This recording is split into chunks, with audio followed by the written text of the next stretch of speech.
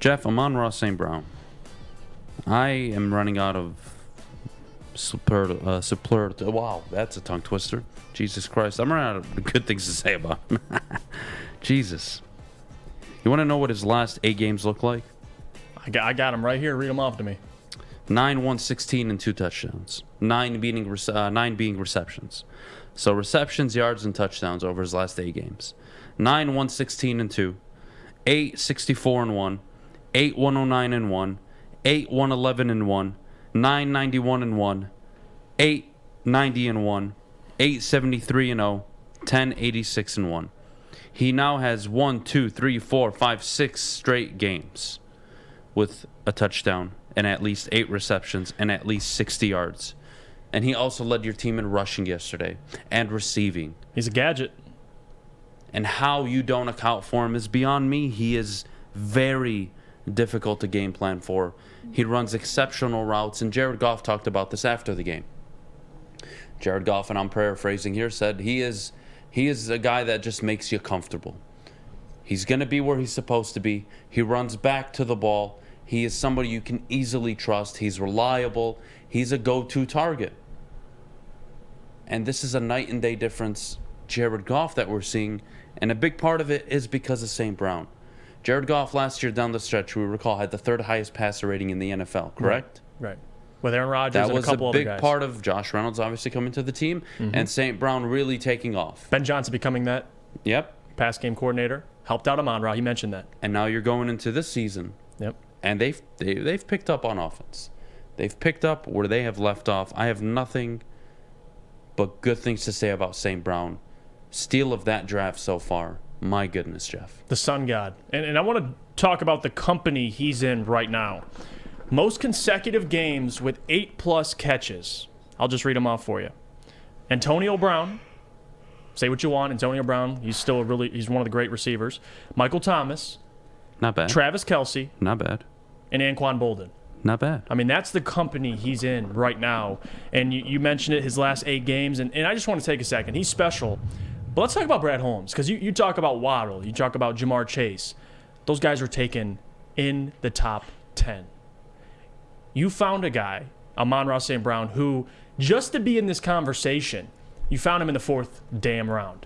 And I think that speaks to Brad Holmes, obviously, because if you watch Inside the Den during the draft, he wanted the sun god. I mean, he talked about it. He'll be here. He'll be here. He was worried he wasn't going to be here. They take Amon-Ra St. Brown. Process that for a second.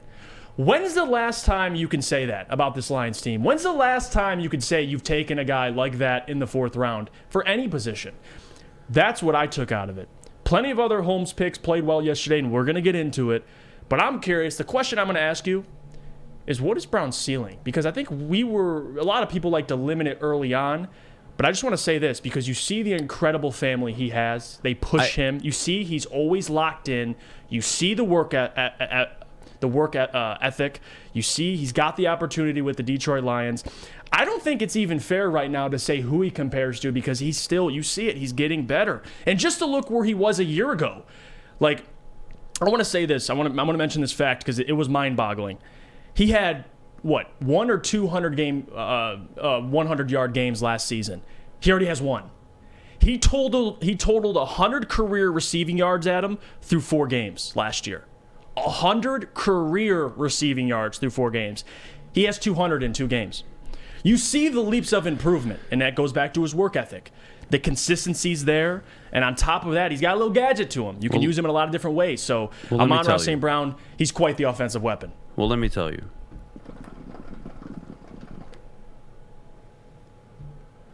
Kenny Golladay in September will make more money than all of Amon-Ra St. Brown's contract. Do you know Neil, that? The great Neil. Well, on top of that, did you know that in his last 8 games, only 8 games, St. Brown has accounted for more receiving yards and touchdowns than Kenny Golladay has in his last 18 games.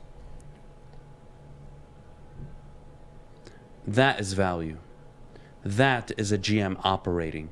That is why when people sit here and want to comment in the chat, or they want to call in and have a conversation and tell me I like where the team is going, I agree.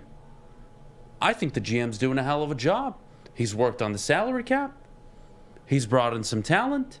He's found some hidden talent later on in the rounds. They're playing for you. Are you frustrated with the second round production? You have every right to be.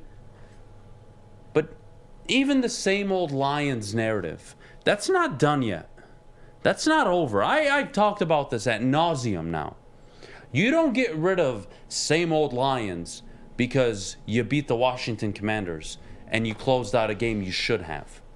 You get rid of same old Lions when you contend for your division consistently, when you win your division, when you win a playoff game. Right. All in a short span. You don't get to just go 9-7, get your ass kicked in the playoffs, and sit here and say, oh, that's progress. No, we're not doing that. We're better than that.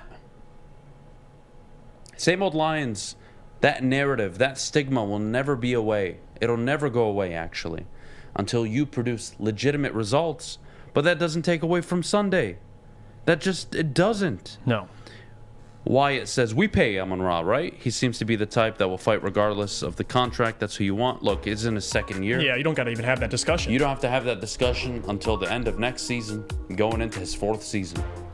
That's it. You got 3 more years of him. You don't even have to worry about that.